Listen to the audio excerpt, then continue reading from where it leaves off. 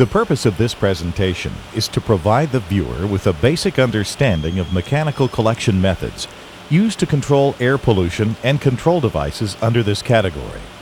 We will cover what are mechanical collectors or cyclones, what is mechanical collection, the two common types of cyclones and their design and components, proper operating conditions, causes of decreased performance, performance monitoring. Cyclone collectors use inertial forces to separate particles from a rotating gas stream. They may be used separately or as pre-cleaners before the gas stream enters a more efficient control device, such as a fabric filter or an electrostatic precipitator. The two main types are large diameter cyclones and small diameter multicyclones. Large diameter cyclones are used for the collection of large particles that would otherwise settle out near the source. They can achieve efficiencies greater than 90% on particles larger than about 20 to 30 micrometers in diameter. Multicyclone collectors are groups of small diameter cyclones that have better particle collection capabilities than large diameter cyclones. They can achieve efficiencies greater than 90% on particles as small as 5 micrometers. Large diameter cyclones are usually several feet in diameter and consist of a constant diameter upper section, referred to as the barrel, and a tapering lower section, referred to as the cone. In most large diameter cyclones, the gas stream enters tangentially at the top of the barrel section. This tangential entry causes the gas stream to rotate as it moves through the barrel and cone sections, with the rate of rotation increasing in the cone. Near the bottom of the cone section, the downward direction of the airflow changes, and it forms an inner rotation that moves up the center of the outer rotation and out the exit tube at the top of the barrel section. This exit tube extends into the barrel section to a level below the tangential entry in order to prevent direct discharge of the entering gases. Separation of the particles from the gas stream takes place during the outer rotation. Inertial forces imparted to the particles cause them to move to the wall of the cyclone. Since the gas stream velocity is very low near the wall, gravity causes the particles to move down the wall and out the bottom of the cone section. Additional separation occurs as the gas stream reverses direction near the bottom of the cone and moves upward and out of the exit tube. Particles exiting the cone section are usually collected in a hopper before being removed for disposal. Small diameter cyclones are typically 6 to 12 inches in diameter, and like large diameter cyclones, consist of a constant diameter upper section and a tapering lower section. Particle separation occurs in the same manner as in large diameter cyclones, but because of the smaller radius of rotation, greater forces are imparted and smaller particles can be separated. However, because of the small size, several cyclones must be used in a single collector in order to handle a significant air volume. A small multi-cyclone collector may have as few as 16 cyclones, while a large unit may have several hundred. Multi-cyclone collectors are divided into 3 areas by metal plates referred to as tube sheets. The dirty gas stream enters the collector between these 2 tube sheets. The lower, or dirty gas tube sheet, separates the inlet gas stream from the lower casing and hopper area of the collector. The cyclones are mounted in holes in this tube sheet and extend into the lower casing. Particles exiting the individual cyclones are collected in a common hopper section below the lower casing before being removed for disposal. The upper, or clean gas tube sheet, separates the inlet gas stream from the treated outlet gas stream. This tube sheet stair-steps downward from the inlet or slopes at about a 45-degree angle in order to help evenly distribute the airflow into each row of cyclones. The exit tubes from each of the cyclones extend through the area of the entering gas stream and discharge through the upper tube sheet. The gas stream entering the multi-cyclone collector turns 90 degrees downward and enters the individual cyclones through the annular space between the body and the exit tube. Turning vanes are mounted in this annular space in order to impart rotation to the entering gas stream. In some designs, turning vanes are also mounted at the entrance of the exit pipe.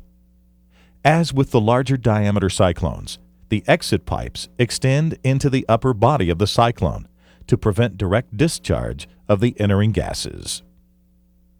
To review, the two common types of mechanical collectors or cyclones are large diameter cyclones, small diameter multicyclones.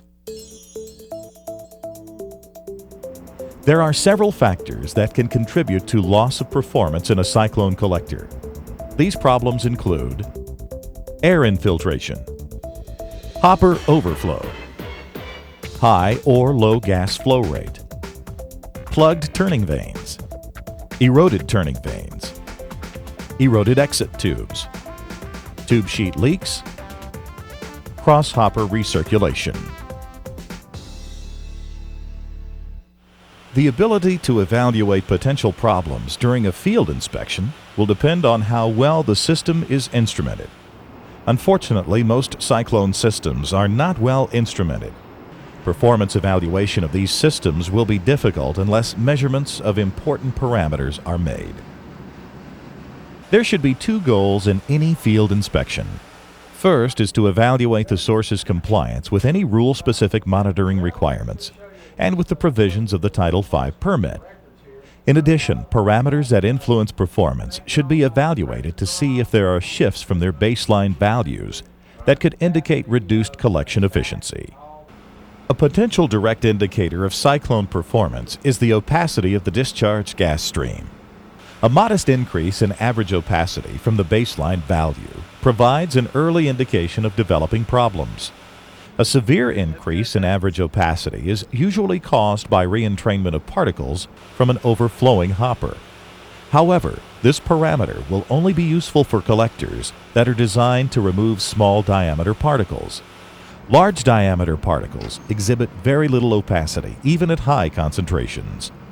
For systems that handle large particles, a better direct indicator of performance is particle fallout in the vicinity of the cyclone discharge.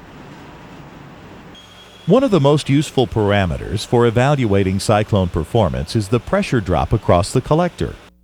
Increased pressure drop can occur because of plugged turning vanes or plugged exit tubes.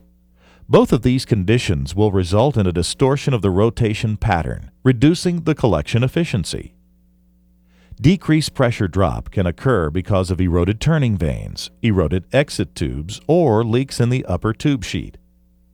Eroded turning vanes also distort the rotation pattern, reducing collection efficiency, while eroded exit tubes and leaks in the upper tube sheet allow for the direct discharge of untreated gases. In multi-cyclone collectors, decreased pressure drop can occur from air infiltration in areas below the lower tube sheet. This entering air flows into the bottom of the cyclones, entraining particles into the exiting gas stream. Changes in gas flow rate can also affect the pressure drop across the collector. Increased gas flow rate will increase the pressure drop and may cause larger particles to strike the walls of the cyclone with so much force that they bounce back into the gas stream and are eventually carried out with the exiting gas stream.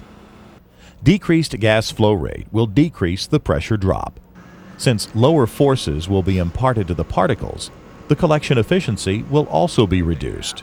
On hot gas streams, the inlet and outlet gas temperatures can be used to evaluate air infiltration into collectors under negative pressure. A significant drop in temperature across the collector indicates that colder outside air is leaking into the device.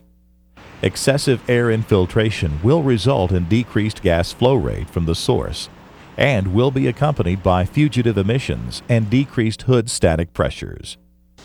Air infiltration into large diameter cyclones may also reduce the collection efficiency by distorting the rotation pattern, and reentrainment of collected particles may occur with air infiltration below the lower tube sheet of multi-cyclones or through the solids discharge valve of any cyclone. The inspector should also be aware of a design problem that can lead to increased emissions. The problem is referred to as crosshopper recirculation. In very long multi-cyclone collectors, there is a significant difference in the lengths of the exit tubes at the front and back of the collector. Since the longer exit tubes will have a greater flow resistance, air may flow out of the solids discharge of the front cyclones and into the bottom of the back cyclones, entraining particles into the exiting gas stream. Finally, the physical condition of the collector should be evaluated. Holes in the casing can result in fugitive emissions in collectors under positive pressure or air infiltration in collectors under negative pressure. Dents in the casing of large diameter cyclones may distort the rotation pattern, reducing the collection efficiency. In determining if a mechanical collector or cyclone system is working efficiently, field personnel should observe, if possible, visible emissions, dust fallout, inlet and outlet temperature, indications of air infiltration, changes in pressure drop, indications of gas flow rate changes. The inspector should always be aware of the air pollution sources need to be in compliance with applicable rules, and to observe the source's records and the control device's physical condition. Cyclone systems have many safety considerations, including confined space hazards, hot surfaces. Field personnel should never enter the inside of a cyclone device. This type of equipment has legally specified methods for confined space entry under OSHA Rule 29 CFR 1910.146. Further training and experience will be necessary to complete all field tasks safely.